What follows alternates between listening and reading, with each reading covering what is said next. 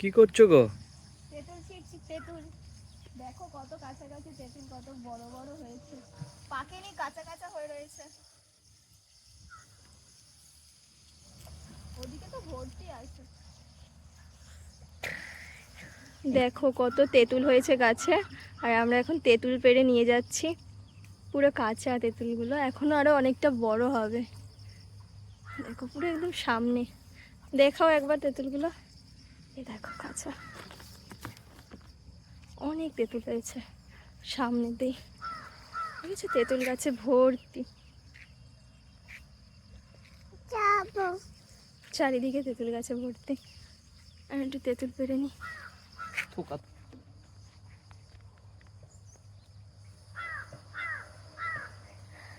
তামিলনাড়ুতে মানে তেঁতুল গাছের অভাব নেই, রাস্তার ধারে তেঁতুল গাছ। আমি কি করে নেব, বাবু কোলে তো।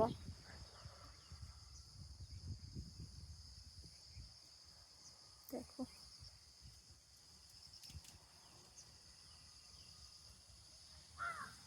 ভর্তি তেঁতুল।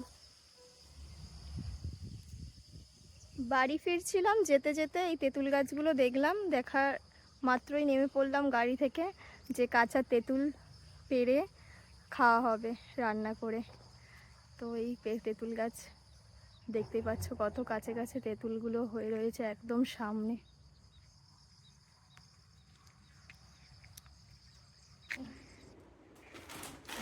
কতগুলো তেঁতুল নিয়ে এসছি দেখান।